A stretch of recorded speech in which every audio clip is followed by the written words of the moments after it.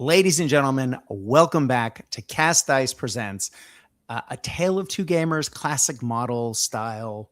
We're back to talk about a project where we are taking classic Warhammer 40K models from Rogue Trader, from Warhammer 40,000 Second Edition, and we are making classic armies, my friend John and I, and together we are going to be building armies to play games with later. John is playing with orcs, and I'm putting together Blood Angels.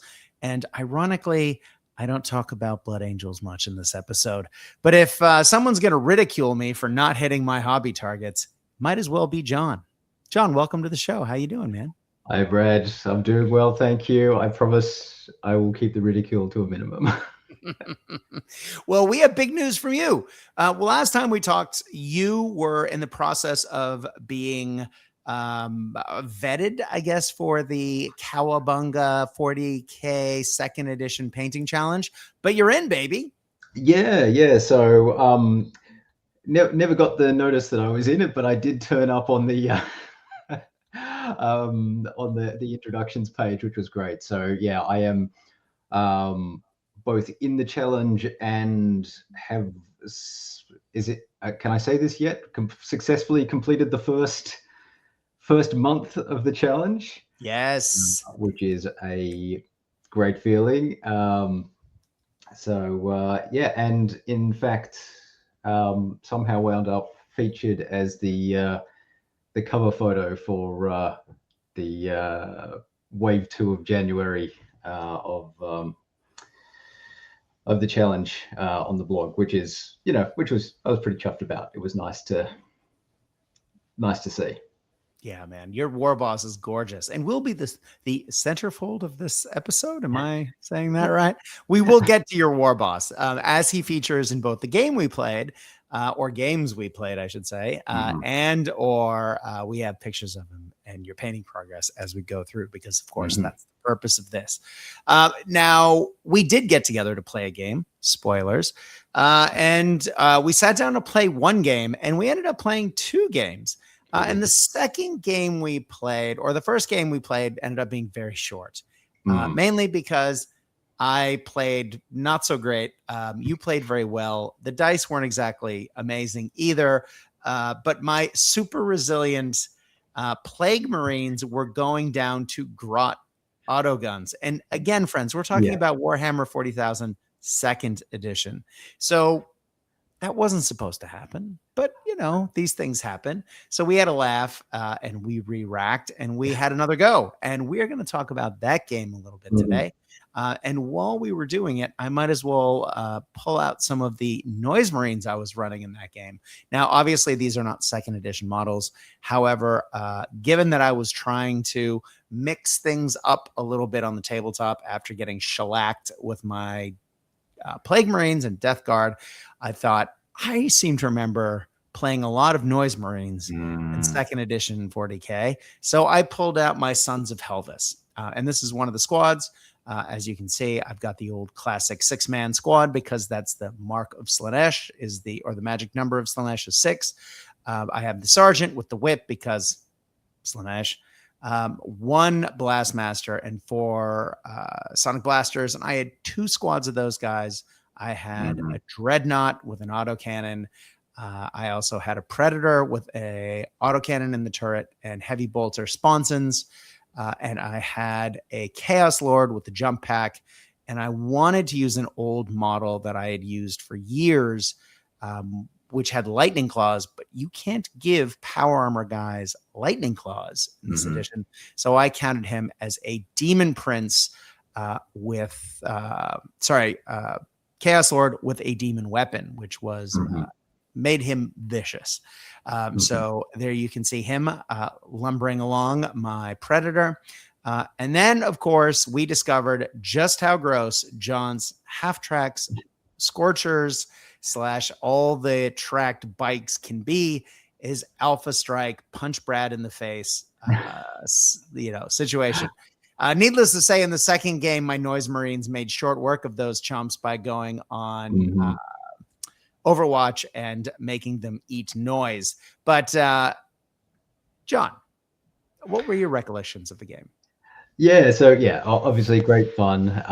And look, the first game, that was absolutely down to dice rolls. You know, I mean, dice games always a little bit luck based, or you know, a lot luck based. But you know, sometimes you just get one of those games where you roll all ones and your opponent rolls all sixes, and this was one of those. Like as you say, Plague Marines going down to Grots.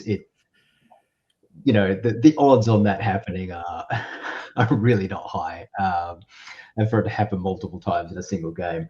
But yeah, look, great fun. First time we see my newly painted Orc boys, Mhm. and I'm sorry to say they did not pull the trigger at all. I think in Nope. either of our games. Nope. The new model curse. They you know, ran up, got shot, ran away, hid. Um, as you say, my war tracks certainly did better in the first game than the second, and games we previously had as well. They proved to be very effective. But yeah, certainly you were standing back with uh, your noise marines, and I think that's the way to play it. That's um, so bit of a preview of months to come here. Ooh. Yeah, there's at least one model there that is not fully painted. That is currently being painted this month for the challenge, and Mhm. Dreadnought, they're not fully painted either. But very pleased with my Dreadnought. He did tear apart a Predator, which Mhm. that was great. That was fun. Got to charge a Predator. Got to pull its top off. There it And I is. do love the fact, though, that the Predator then went out of control, clipped the Dreadnought, and took it out in That's return, which right. Yeah, was very second second edge edition. to the Yeah, max. that's right. Yep, yep. So, yep, Dreadnought charges in, smashes open the Predator. Predator goes out of control, smashes into the Dreadnought. Everything explodes. In fact, I think it actually caught on fire and then blew up in a subsequent turn, if I recall Mhm. correctly. Yeah. That's correct. So, yeah, no, a lot going on there, but yeah, very, very second ed. Oh, and of course, here's the big fight, the big showdown.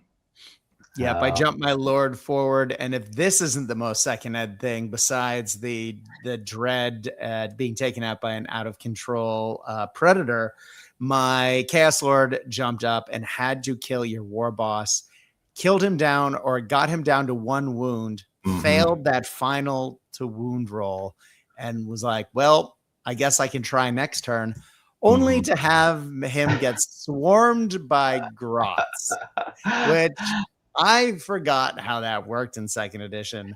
And yeah, my Chaos Lord, my mighty, mighty Chaos Lord went down to uh, a war boss backed up by a sack full of grots. Yeah, just What a dis, I don't know, disrespectful way to go, I guess. yeah, just drowned in grots and head twisted off by the Warboss. It was a pretty grim end for for the Chaos Lord. Yeah, really, really great to see that play out. Of course, Mhm. second ed hand to hand, famously very a little on the clunky side, let's say. A lot of calculations and pluses and minuses and what have you. But yeah, no, it was. Although I've got to say, it didn't. It did run fairly smoothly, right? Like it It did. wasn't. Look, it works well for Necromunda. Like Hmm, it in games where you're playing smaller model count assault on other model, like model on model, I think it works brilliantly. When you have 40 grots and a war boss punching my chaos lord, now I know they're not all in hand to hand. I get it. yeah. But it was still, it did get a little clunky in that scenario. Hmm, But yeah, I'm really enjoying going back and trying to hmm. remember how that system worked. Yeah, it was good. Yeah, no, it was great fun. And of course, then had the war boss charging into your dreadnought, which was uh, also great fun. But enjoyed not him. before my dreadnought mowed through most of the grots, which solved the grot problem. And then my Yes. dreadnought was able to put you guys out of your misery. Yeah, I mean, the much diminished grots there. That's a 20 grot squad there, down to, it looks like 5 by the start of that fight, and it certainly wasn't 5 by the end of it. I'll say that much. No, it wasn't. I'm just It trying was to recall glorious. if there were any grots left by. I think that whole squad got wiped by the end of this game. But look, they contributed to taking out a Chaos Lord and a Chaos Dreadnought, and that 20 grot squad is what, 100 points. So I'm not I'm not complaining. Oh, I thought it was 40. That's right. It's 40 in total. It's 20. 2 squads of 20. That's Two right. squads of 20. That's right. Yeah. The Well, other squad was up flanking a predator for some ungodly reason. well, let's move on to what we're actually here to talk about. Yes, we played some games and it was fun. And yes, it definitely opened my eyes to, wait, how does this game work again? So I have had work kind of swamp me, and I've had a few things I've needed to paint for other obligations. So I embarrassingly have not finished what I need to for this particular month. But thanks to our good friend Ian in the UK, he donated a couple of his classic Tech Marines after watching the last video to me, sent them over, and our good friend Lee Avery stripped them. So I feel really bad about stripping these models, as these were Ian's childhood models, but they were just sitting in a box apparently. And so he loves the show, and so he passed a few things over. And so we stripped him back, and I've primed him white, and they are now sitting with the other Noise Marines, Blood Angel Marines on my painting table. So I will be getting to them soon, but I cannot wait. I've never had one of those Tech Marine, classic Road Trader Tech Marine models. I have, weirdly, a bunch of them on bikes, but I don't have any on foot. I was going to convert one or spend a gross amount of money for one on eBay, but Ian sent them over. So I will be doing that. However, John and I have signed up for a Warhammer 40,000 second edition event that is coming up. Yes. And I will not be getting my Blood Angels finished for that as much as I want to. And I don't want to play my Plague Marines after getting shellacked the other day. I feel like they're kind of an army built for a different version of the game. I want to kind of do something that, because each edition has those intricacies of specific lists that don't really exist in other places. Third edition has a bunch of army lists that just do not exist anywhere else, or were later maybe added in much later editions as fan service lists. But second ed has a couple too. And one of those army lists is Legion of the Damned, which has always been one of my favorite 40K forces. You can field an entire Legion of the Damned force. And of course, these are spectral space marines that come out of nowhere to rescue beleaguered Imperial forces at their hour of need when they're about to be wiped out. Of course, cough, cough, Firehawks. They may have come from a chapter that disappeared in the warp at some point. Cough, cough, Firehawks. So I'm really excited. I went through my bits box looking for bits and pieces, and I have a gross amount of Legion of the Damned iconography, shoulder pads, backpacks, models, bits and pieces that have just been sitting in a box forever. And I was able to make a deal with a man for, I think, the rest of the models I need to make this force. So I'm thinking I will paint them up. Now, you might say, isn't that going to take all that bone and flames? Isn't that going to take more time than painting some Blood Angels that you've already primed? Possibly. But I'm going to cheat, friends. All right. I'm going to cheat. And I'm going to cheat because recently I've been playing around with ethereal paint schemes for some models for Conflict 47. I started by painting some 7TV Scooby-Doo villains. That's where I tried all the different paint schemes, and man, did they come out better than I dreamed. And I used the same paint scheme to paint up some Ghost Attack Warriors from the Japanese list for Conflict 47. And I love the effect. And I know it's kind of cheating because it's really fast to paint and I feel kind of dirty, but I'm going to paint a Legion of the Damned army of ghosts. My ghosty boys, because I really, really want to. I've had most of these Legion of the Damned models 25, maybe 30 years. And I would literally 30 years now that I think about it. I would love for them to actually see a tabletop. And as our good friend Dave Dury Smith, or Dave of War, as he's sometimes called, says, a painted model is always better than an unpainted model.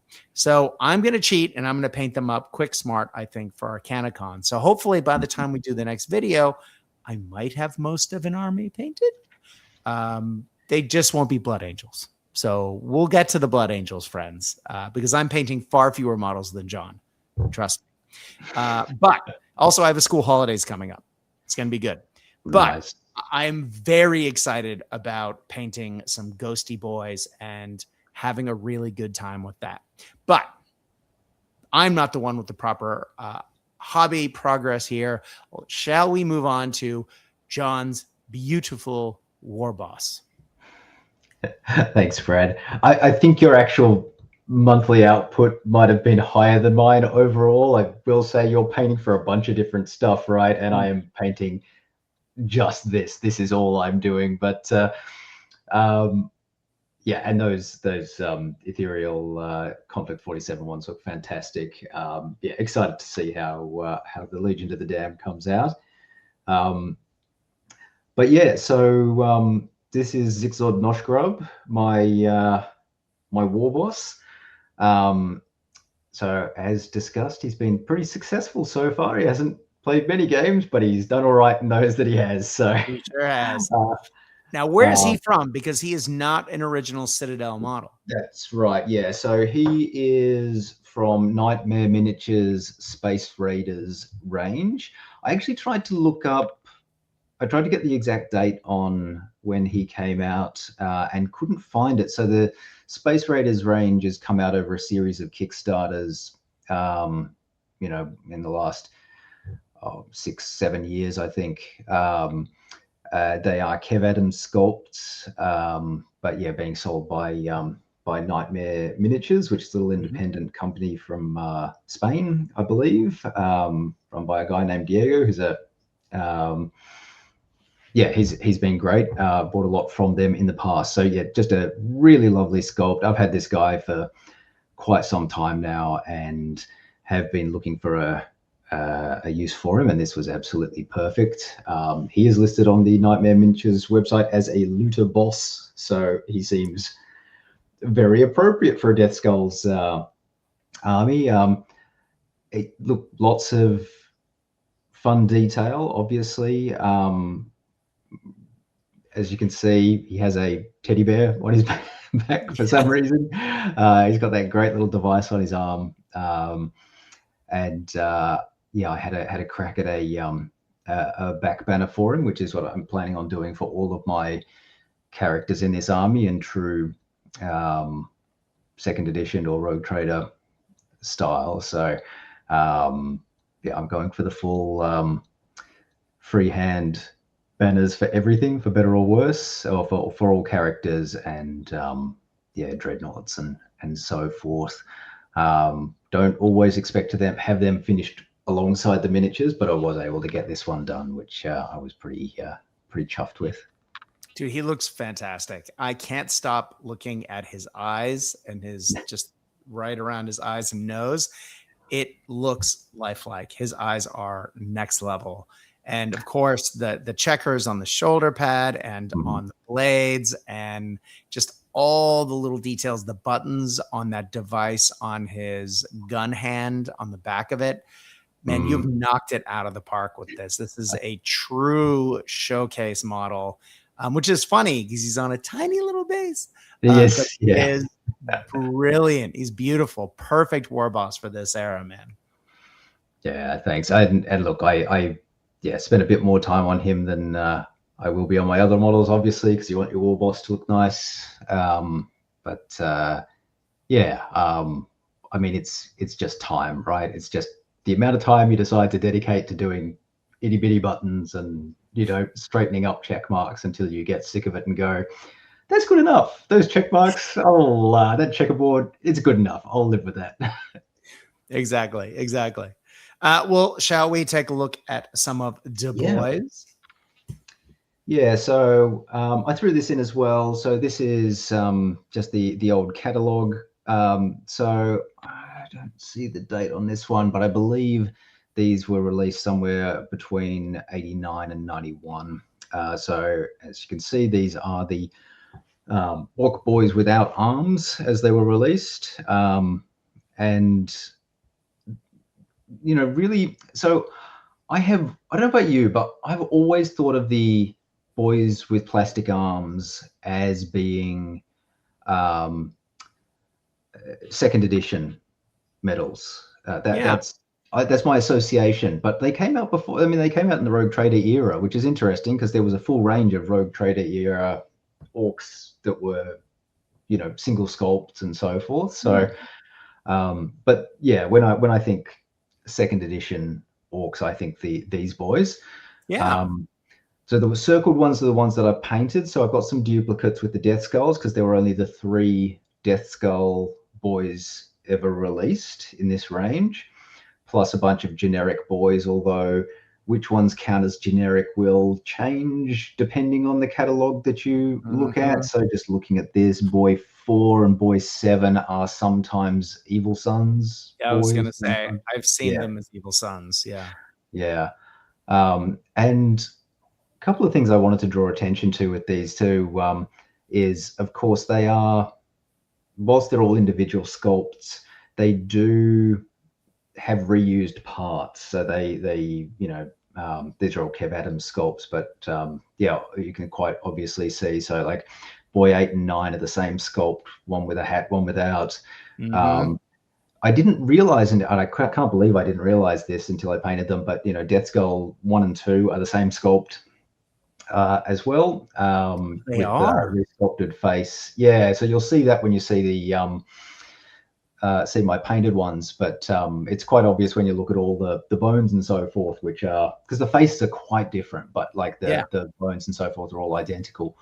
And Death Skull 3, interestingly, shares feet with I think boys 8 and 9 as well, although I don't know if he shares anything else. So, but boy 5, who I've also painted, and we'll see. If anybody ever watching this knows anything about boy 5, I would love to know it, because it's totally off model. It's wildly off model for the rest of the range. He's shorter, his head's smaller. He just, and like even on the back, as we'll see in the photo coming up, like the back straps, he's missing elements that are in other sculpts. And my hypothesis, and I have no way of verifying this, my hypothesis is that he was perhaps actually sculpted as a posable grot, as a posable Gretchen. If you took off his mohawk, if you gave him a goblin nose instead of an orc nose, he would be grot, more closer to grot sized. And I wonder if he was originally intended to be a posable grot, and they just nixed the idea and made a couple of adjustments and put him into this range. No way to verify that, no basis other than a vibe, but yeah, I'd be fascinated to know if anybody has any information on this really odd clear. Oh, so the other thing too is on his base he says warrior, single word, warrior. So the others all say orc boy, I believe. I don't have any with me at the moment, but he's the only one that says warrior on the base. So don't know what that is either, but anyway, something there's something up. There's something up with that sculpt. I'd love to know what it is, but anyway. Well, let's look at them painted up. Let's see Yeah, what we got there. yeah. Oh, So so these good. are these are the death skulls. So, or these are the death skull sculpt. So you'll see I've got two each of um, one of two of the sculpts, and then the single one with the skull on his head, which I'll probably use as a knob in this unit until I painted an actual knob for the unit. But yeah, just great fun to paint. Took a lot of time. Not going to lie.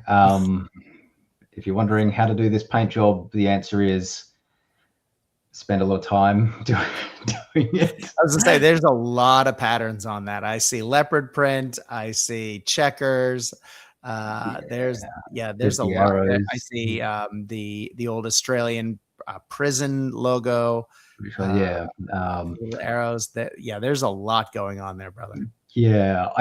After I took this and sent it to you, I realized that I never touched up the arrows on the guy on the left. And now I look at those and go, oh, that's awful, because they should look like the one on the middle. They're very specific shape. Always, whenever you look at close-ups of your own miniatures, you're like, oh, why did I miss this? Or why did I do that?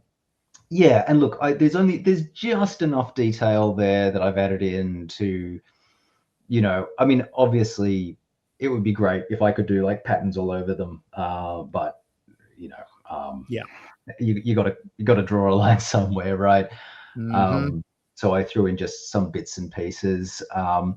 The leopard print was I've never done leopard print before, so that was just, as I was painting away, I'm like, oh, it's really neat if one of these patches was leopard print, and then spent a couple of hours googling how do you do leopard print on miniatures.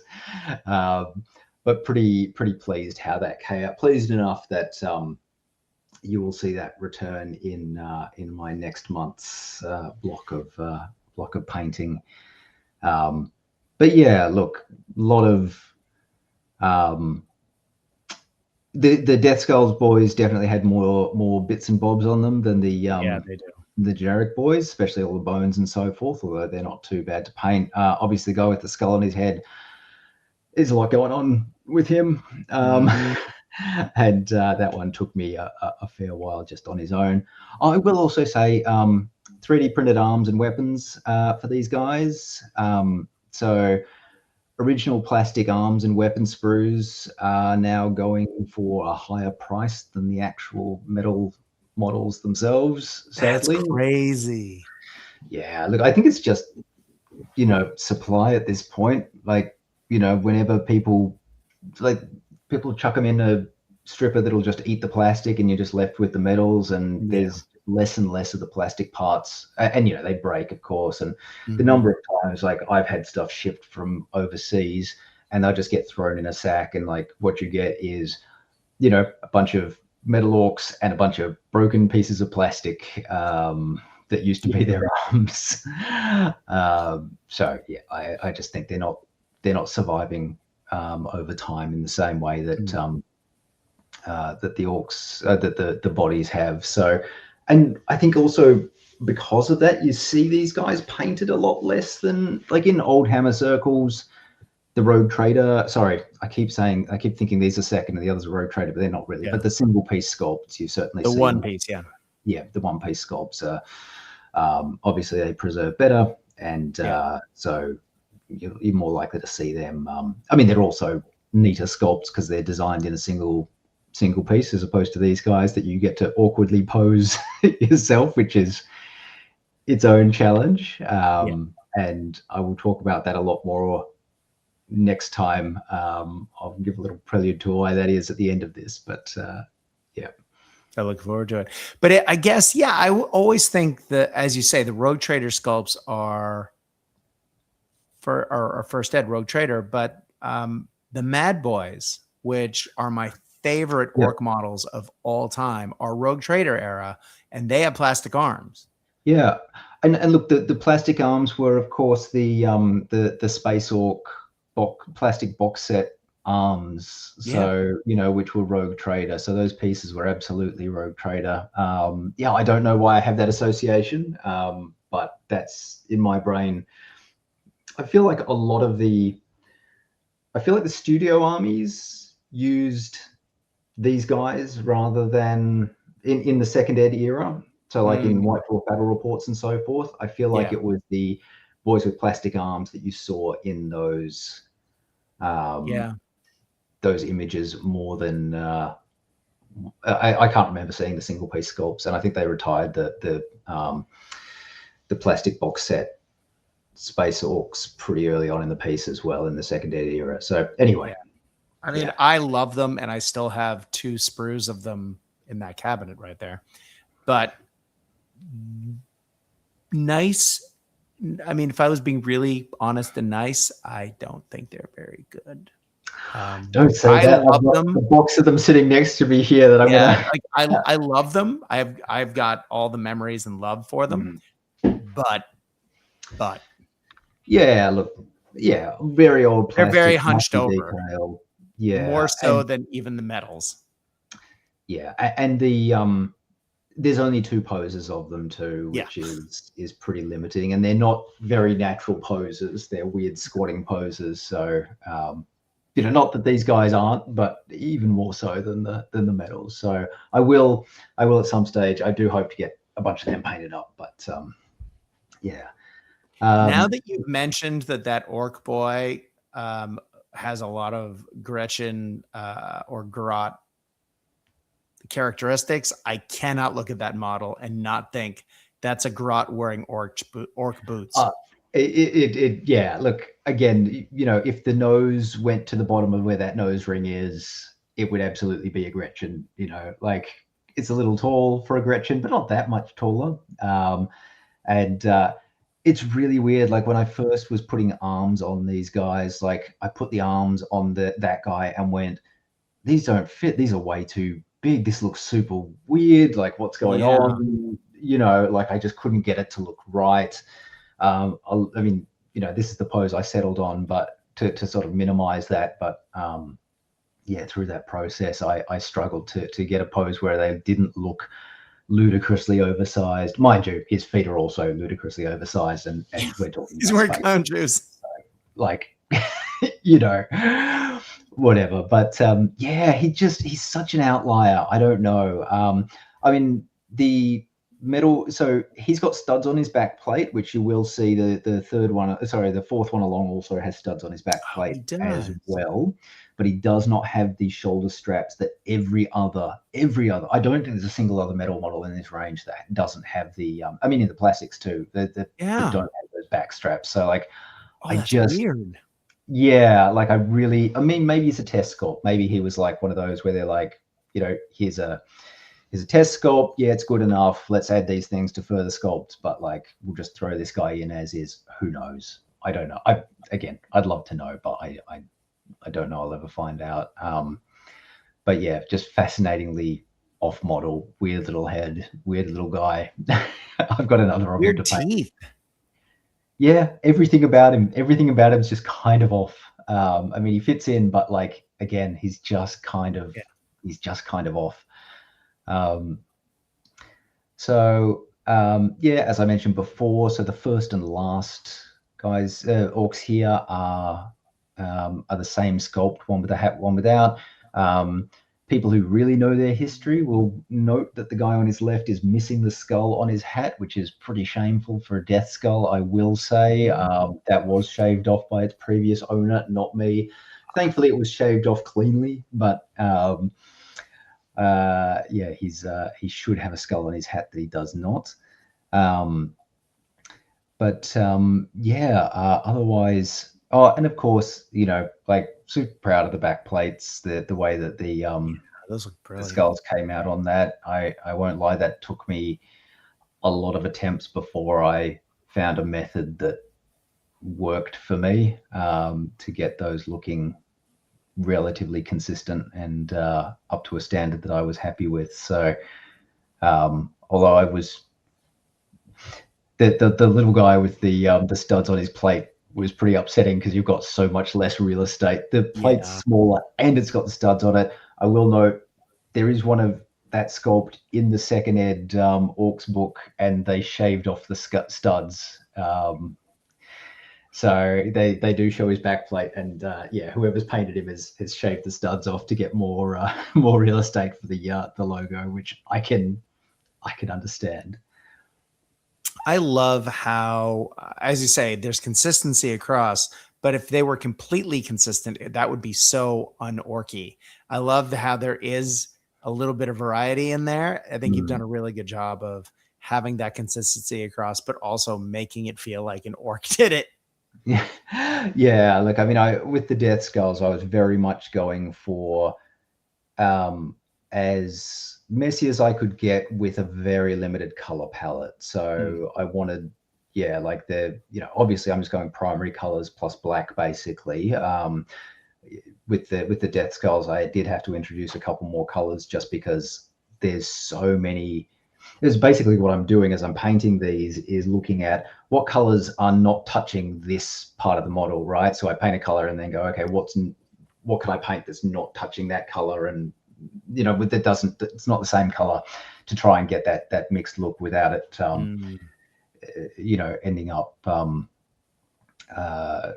being too difficult to differentiate different pieces of clothing from each other. So but the Death Skull sculpts that we saw previously there's so many scraps of cloth on them that I had to I went in and added the blue gray for the prison uniforms, and there's a couple of other things, like there's a light blue fur in there as well on one of them, and I chucked in there's these weird chitinous plates or maybe bird wings or bat wings or something on the belts of some of these guys that you can sort of see it on the bottom right there, those two. Yeah. Like a weird bat. I don't know if it's a bat wing or it's like a Tyranid chitinous plate or what. I don't know what it's supposed to be. There's actually one on the guy in the middle as well, but it might even just be a chunk of meat. I have no idea what it's supposed to be. So I painted it purple on that guy, and so like I've sort of varied that up a little bit as well. But I had to throw in a couple of other colors just because it was getting to the point where I couldn't. It was hard to do just with the limited color palette, but I've stuck to it as much as I can. But happy with how they've turned out. It's The Braveheart have blue faces is a nice touch too. Love it. Yeah. So I don't know if you've noticed with my grots, but the way I've done it is I'll do 10 with one side of the face painted and then another 10 with the other side of the face painted, so I can use them to differentiate between squads. That's funny. I had not noticed that. That's funny. Yeah. So and then like my Warboss, obviously he's got the blue skull on his face, and then my odd boys will have a blue strip down the middle of their faces. So a bit of a once I've done that a few times with the left and right, I'll then decide what I want to do next. But quarter? Yeah, could go quarter, could go diagonals, could do top and bottom. So top and bottom is something that you will see in the old paint schemes. So like, across the top half of the face or the bottom. I don't know about bottom half of the face, but I could certainly give that a try. Other trick that people use is the painting the guns a different color as well. So all my guns are red at the moment, but then I could go with like left side blue but yellow guns, for example. Yeah, would be another way to. Anyway, if I ever get to that many orcs. Well, let's talk about odd boys because you mentioned them. So look, I'm going to pretend like I haven't started painting these guys already, and they weren't already in photos that we saw of our game earlier. I didn't see them. Don't go back and look, friends. I did start these in March. If anybody from the second edition challenge is listening, I did begin painting these in March. Our game was held in March, so it was just like a week ago. God. It was last time week. Flies when you're not having fun. So these are So I'm doing a mech boy and a pain boy for March. The circled ones are the ones that I've gone with. So pain boy was an easy choice because although it doesn't list it, that is a Death Skulls pain boy. He has a Death Skull logo on his shoulder. He's got the bones as well. He was clearly sculpted as a Death Skull. The mech boys, there's no specifically Death Skull mech boy. So I just went with the one whose hat I liked, which is our friend Cutters here. I just like the sculpt. It's a neat one. They're all great. Yeah. But I did particularly like his hat and eyeglass. So yeah, I decided to go with him. I mean, Death Skulls are known for having many pain boys, and you can take one pain boy per unit of Death Skulls in your army. So I'm actually hoping to paint the full 6 eventually in Death Skulls colors of the pain boys. Now, I have a pain boy, but he is not listed here. Now that's interesting. Do you? So there's a couple. There's a there's the he has a saw. Oh no, he's the bottom middle. The one you've got's bottom middle. He's got a mohawk and he's got a reflective thing on his. No, mine's like wearing a smock and does not have a mohawk. Okay. I think he's older. Yeah, so there's an ancient with it. So there's one that's a single piece sculpt, does not have a plastic arm. That is a part of that predates these guys. I don't know that it predates these guys, but there is one that I associate with the sort of single sculpt rogue trader ones. Yeah. There's also a freebooter doc as well, but he's certainly not the one that you're describing. But yeah, the one who's just got like an apron on and he's got a bone saw and something else in his other hand. That's the single piece. For some reason, I thought he had a plastic arm, but no, now that you mention it, he doesn't. No. Anyway, we can talk about my orcs another day. Let's also talk about orc weapons, because these are cool. So, of course, Death Skulls, their whole thing is having heavy weapons, and I painted all these Death Skulls, and I haven't given them any heavy weapons. So that's next on the block. And I will talk about these more next time, but these are the strange, like for anyone who wasn't, collecting models back when these were contemporary, these are going to be super weird because they do not fit the models they're supposed to fit. They don't. No, like they never did. They never did. No. And in fact, if you flip to the next slide, I had to include this. I love this so much. They couldn't in the catalog, they couldn't get them to fit. So orc with multi-melter, look at where that thing is sitting above his shoulder. Like that arch is where his shoulder goes. That is sitting, 5 mil above his head. The guy with the orc with the las cannon, it's not aligned with his hand. It's like resting on his wrist. The orc with heavy bolter, I don't know if you can see it here, but his hand is like on his knee. He does not have a hand on that gun at all. I was gonna say that one looks like it fits, but that's because he's not touching. He's not using it. Yeah, like it's wild. I wish I could have. I wish I knew the design process because like the amount of modeling you have to do, and the wonderful thing. Sorry, if you go back again, the wonderful thing with the heavy bolter is it doesn't. So it's got a crank on the front of it. Oh, I was gonna say it doesn't have a handle. It does not have a handle. Doesn't have a trigger. It has a crank. Now, I believe the common wisdom is it is to be crank fired, but like to get a hand onto that crank, it's also actually got what looks to be a shoulder rest right at the back of the gun. You can't see it because it's on the other side, but it looks like it's the orc shoulder is supposed to be lined up, not where the gap is, but behind that in the solid chunk behind that. And like there's no way to reach the crank from that point.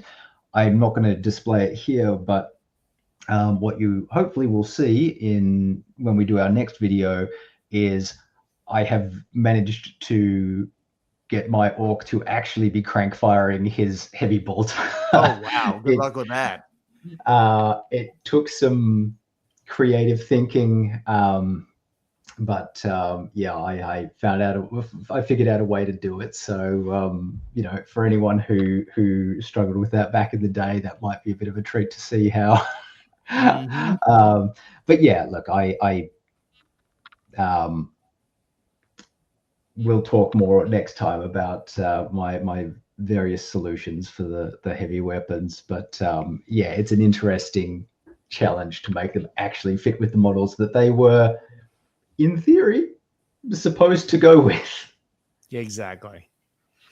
Well, John, I think we are nearing the end here. So, friends, as always, please do like and subscribe if you are following this series.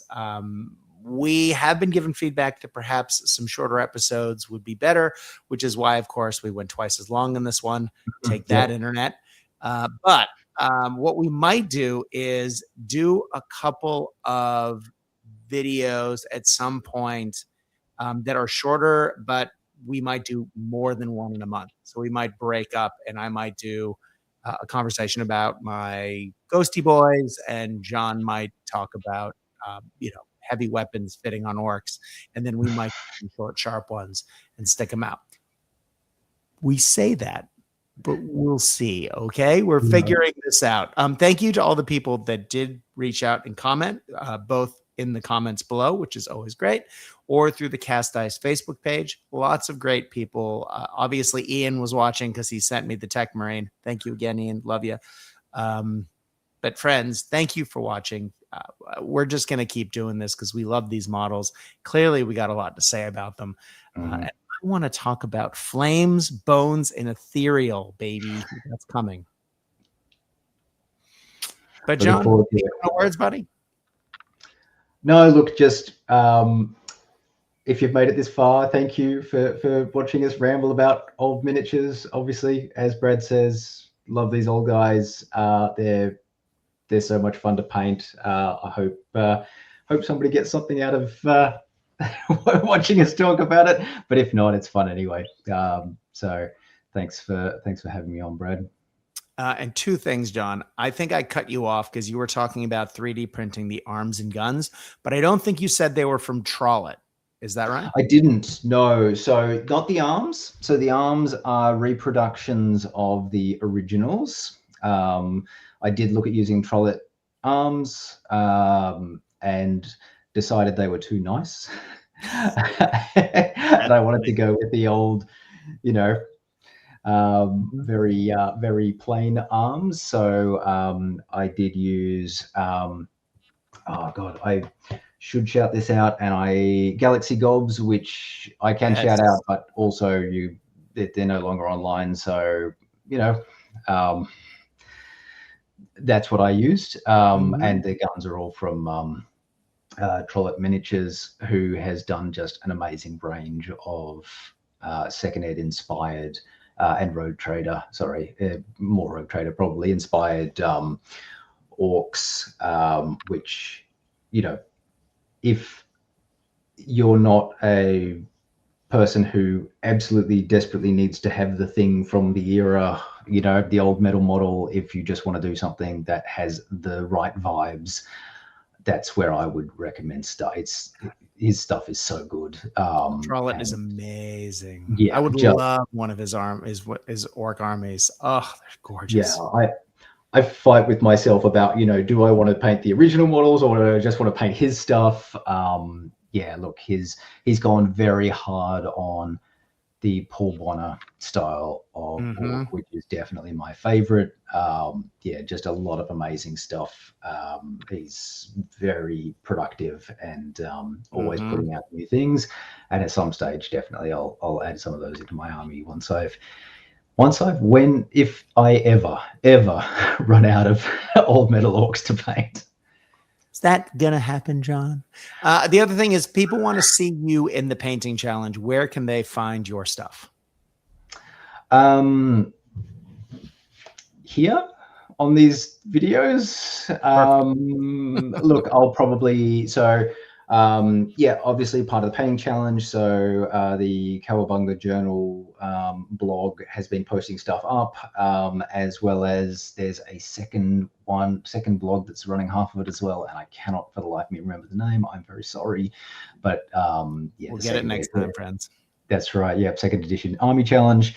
Sometimes I post stuff up on the Second Ed 40K Facebook page, but otherwise, yeah, watch these videos for more of my stuff.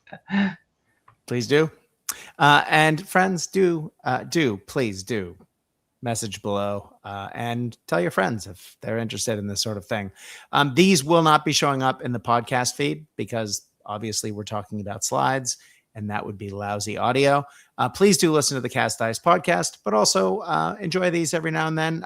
We will put them out hopefully a little bit more regularly, probably a little bit shorter, as I said. But we're still finding our feet with this format and we're having fun with it. If you have anything you would like us to talk about or something that you really like that we've done, please do reach out and message. We do want to help the show find an audience. But until then, stay safe out there, guys, and enjoy old school miniatures. Remember, the old school is the best school.